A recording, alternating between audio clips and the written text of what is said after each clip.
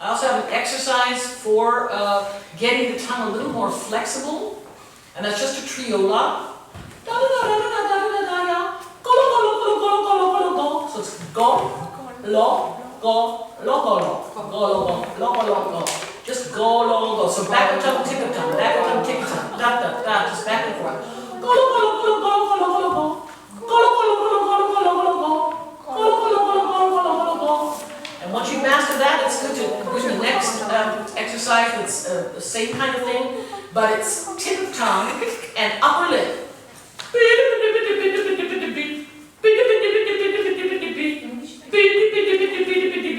So the is tip of tongue, just like the la la la from go go, yeah. But the b is there instead of the g. So it's upper lip instead of back of tongue.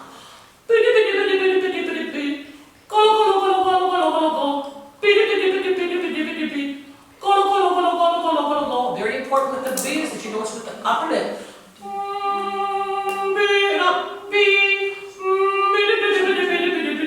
So the jaws dropped again, right? This is very good, for example, there are Mahler songs, there are Strauss songs that have on high G's, etc. like this. Or for example, there's a song from orchestra song from Barber. It is a I think this is a B flat up there, and you have to be able to do a and a. How are you going to do it if you use the jaw? You have to have space. Yeah, but not exactly. Long jaw, and upper lip comes to the lower lip. The coins are going a bit under. No, that's a tension here. This is soft.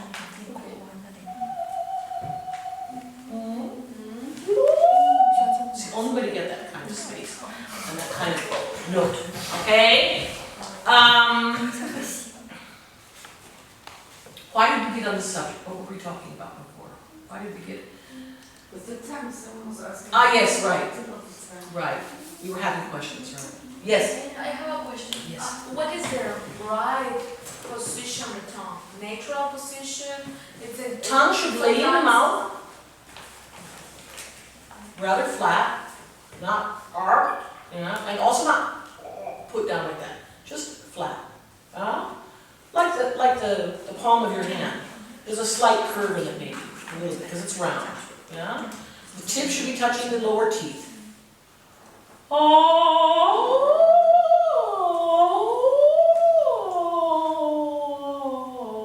When you go to E, the sides of the tongue are going to come up a little bit.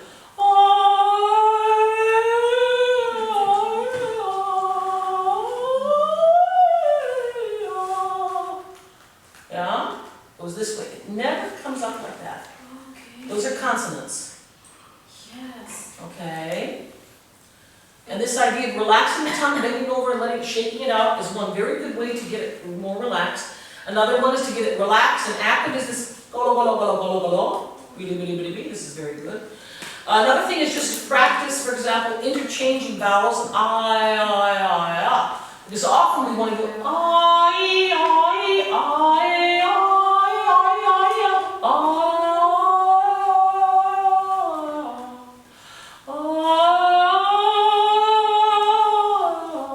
You also have a relaxed feeling in that the tongue is just there to help you articulate a color, for a vowel. Actually, it's more of a color, than anything else, and not to make a different form somehow. Yeah. Okay. And for the high notes, it's in the same position the tongue. It's here. It's down. It's forward. Because I make like this form in Mexico, but here she changed me. What? And it's strange. Yeah. And another question, the support is in Mexico. My teacher told me here is not move. Your support is not here. It's more here in my back and here. Okay. But here is not down. It's a question of the definition of support. Okay, so we can't just talk about it like that. It's a rather refined kind of thing. When you breathe, you have to connect, after you stop breathing, you have to connect to what we call pelvic floor muscle and lower abdominals. Pelvic floor muscle is the muscle that holds back your urge to go to the bathroom if you feel like, oops, I have to go to the bathroom. And you know this feeling, if you're not sure exactly what it is, if you've ever been in a train and you're thinking, oh, I think I better, before I get off, I better go to the bathroom quickly, yeah? And you go there and it says, no, not vacant, occupied. And you have to wait for a couple minutes. You're going, well, hopefully it's going to get, and I really actually have to go now, you know? And you're holding back this urge to let that urine flow. That's the pelvic floor muscle, yeah? So after you breathe, you have to connect to that, and then lower abdominals. Pelvic floor muscle has to be connected very quickly. It's not a big grabbing of all of those muscles down there, which are very, very intense. Yeah, it's just, I don't want to go pee-pee. It's like lighting a match. It's a small muscle, it's a small thing, but it has to be connected. Then lower abdominals, you pull right after that, okay? When you're performing, and when you have that mastered this feeling, it will feel as if they happen at the same time. It isn't so separated. But actually, if you do lower abdominals before pelvic floor, you're also going to be singing with very, very, with a lot of spannung, with a lot of tension here in the intercostals. So it really, actually, technically has to be pelvic floor and then lower abdominals. It's the only way you can get buoyancy in this area, okay? So then after that, you're going to say that if I'm pulling everything up, how do I support? Because I've been told to support down. Well, what you do is, once you have that, you keep that, you enter, and you sit on the entrance, and that's where your back comes in. So I have, for example, there's a little bit here, yeah? Yeah? You see it happen here? Wait a second, I'm going to do both ways.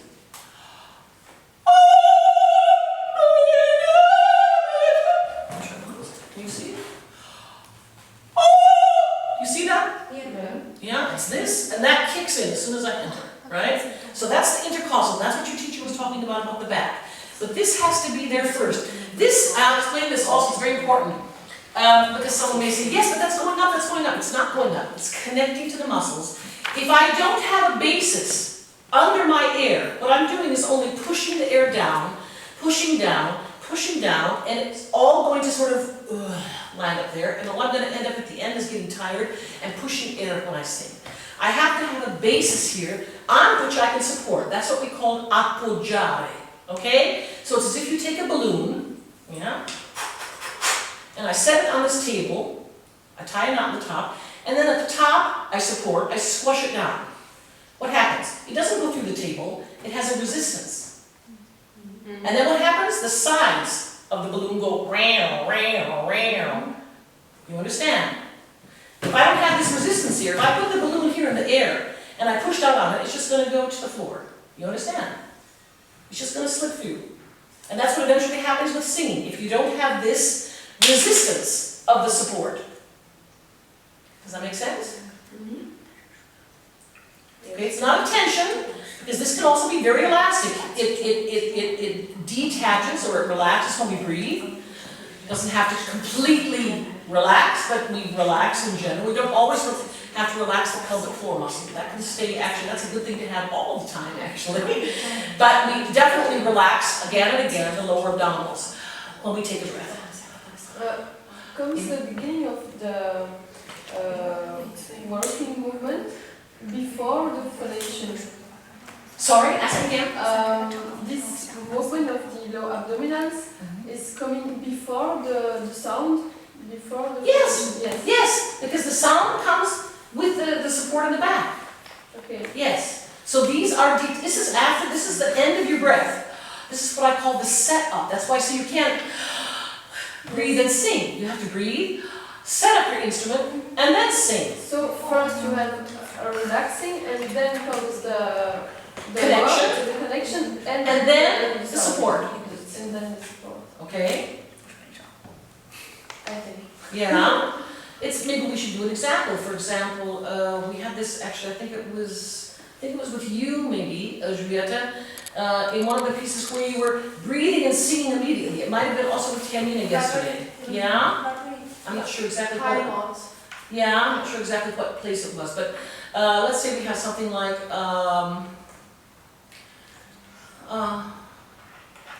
just a minute. It's something I have to explain about this also. It's a little bit different feeling if I have a consonant or if I have an initial vowel at the beginning of the word. Consonants are, in general, much easier because the idea of the support is more direct. For example, if I have la, la, I can connect the consonant right to my lower abdominals. I don't have to worry about my intercostals. But if I'm singing a vowel, there's like a slight syncopation feeling. I have to do this in the air without anything else, this connection, and then sing the vowel, yeah?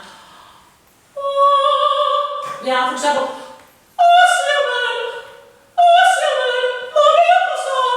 yeah?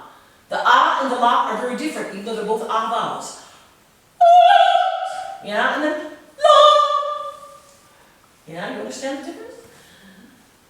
The consonant is the thing that helps you connect directly to here, and the vowel goes with intercostals. Otherwise, you have to connect as if you were singing the consonant, but there's no consonant there. And again, it goes into the intercostals, the vowel.